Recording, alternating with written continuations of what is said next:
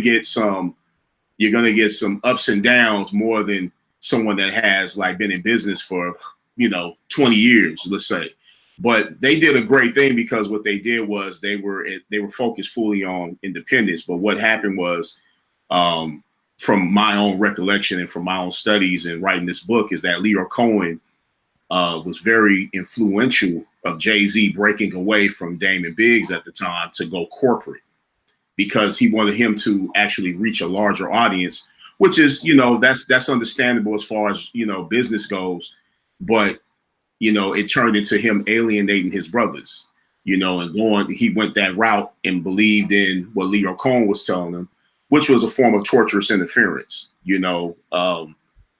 That's irresponsible for him to do that within the business, and within when he was with Def Jam, to divide the company. He had a lot to do with breaking that company up, and who knows what we would have seen if Rocafella stayed together with all those great groups. You had Dipset, you had Cam and Dipset, you had State Property and Beans, you had all these great people that were in a high creative mode. And as soon as everything was at its peak, it fell apart. And what I saw on my end from just being around Biggs and Dame was that, it was just more of a corporate move more than anything else, because I didn't see argument. I didn't see confusion between the brothers. It was always love and it was always laughter. I didn't see any problems other than, it's one guy that wanted to go corporate, and Dame and Biggs at the time wanted to stay independent, but all in all, no one's right or wrong in the situation. It's just what you plan and what you choose to do in business, with your life. There's nothing wrong with that.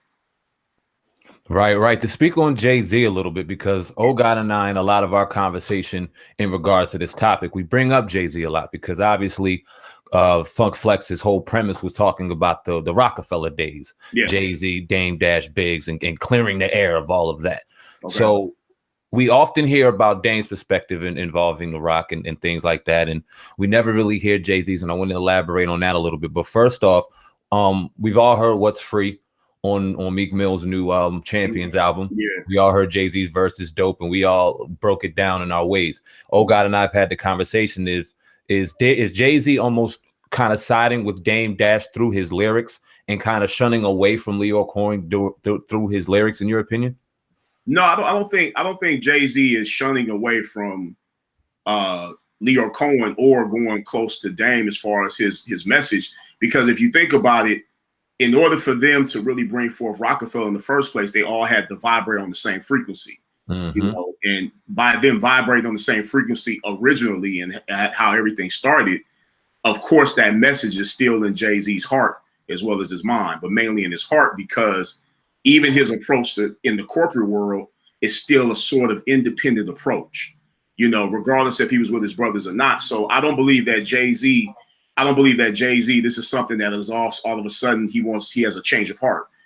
I feel like that has always been in his heart. He's an independent by heart, and you can tell, because a lot of people don't know, because I follow everything in hip hop. I remember when he was on the back of the cover with Jazz, I remember when he was the young dude on the back of the cover, helping his homeboy out, collaborating with him on his albums.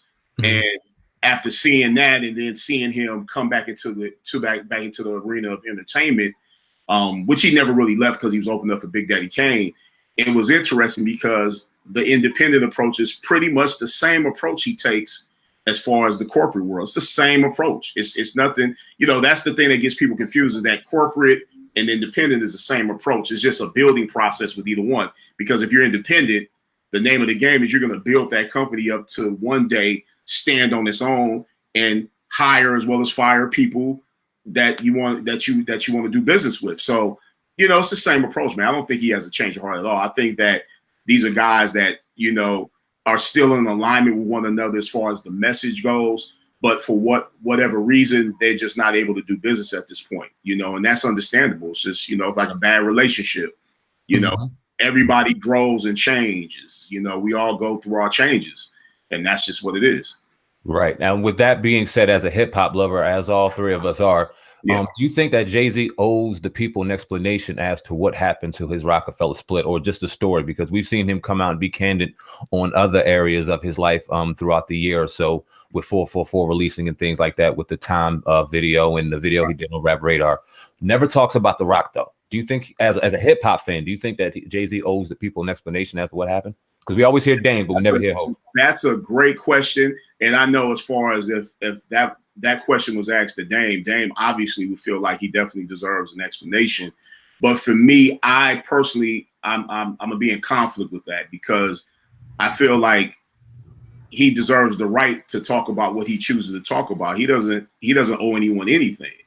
You know what I'm saying? As far as his business moves or what he chooses to do for his family, himself first and his family. I feel like JayZ in this situation, as well as Dame, I feel like these are young men that grew in business, and they just had a different idea of how they wanted to do business while they were on the journey together. All right. Do you think JayZ runs away from the question, though? I definitely feel like, there's a form of he doesn't go into it based on, maybe in his own way, he has his own beliefs that, he wasn't really trying to alienate his brothers. He just had a different focus in business. It's like if someone was here again, if you were in a relationship with a young lady and you're no longer with that young lady, you have children by her, would you really, and it was something that really went down where she cheated on you and she did some silly stuff to you, would you really throw her on the bus in an interview? You know what I'm saying? And you have children that are connected to this woman, and it's going to affect the way people look at not only her, but it's going to affect your children as well when they hear this message. So I feel like JayZ is in this situation, he has the right to not say anything. But at the same time, we would love to hear it. Like, a lot of people want to hear like what really went down and what his feelings were at the time. But, as far as him being a loyal guy, I think that's a form of his loyalty too. As actually, in a strange way, it's still I think it's his own loyalty towards what they built as a team. He doesn't want to throw Dame under the bus. He doesn't want to throw Biggs under the bus, and he's approaching it really kind of how, like, some people approach things like that. They don't like to go into things. They don't like to bring things up based on, they don't want to hurt anyone else that was involved in the situation, or him making a decision to do what he wanted to do. So I feel like he has the right to chill and fall back if that's what he chooses to do. But people would love to hear it. I know that. I'm one of them. Interesting to hear his take on why he left, why he went the other way. Definitely. I want to ask, I'm going to go back to Lyor Cohen. And I want to, in your opinion, I'm going to get your opinion on why exactly do you think that Lyor Cohen would pick Funkmaster Flex to send shots, particularly at Damon Dash, out of all the other people? Why do you think he would do that? Well, he couldn't use Charlemagne. That's first, as we saw. You have to get someone that's willing to go out there and fight your battle.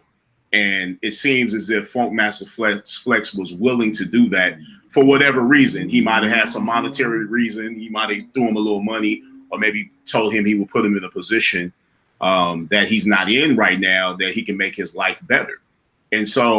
And we see this all the time, where people move based on the bag. You know what I'm saying? They move based on the paper bag, the under the table money, and they'll sell their people out, and that's what we're seeing when you're seeing the situation with Funkmaster Flex.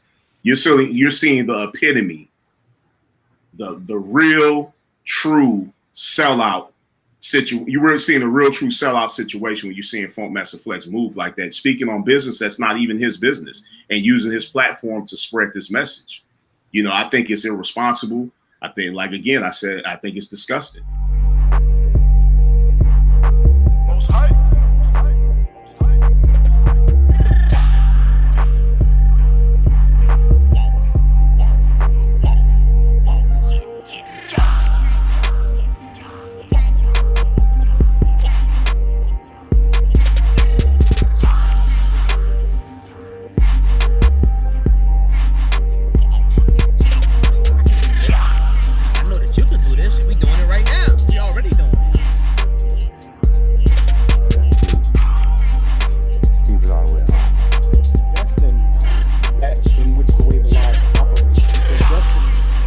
Take the leap of faith to step out there and trust the fact that these people, us brothers, myself, oh God, Darren, Kansu have lived this journey, have been through these experiences, have been through these trials, have learned and have gained success through the formula that we want and wish to provide for you.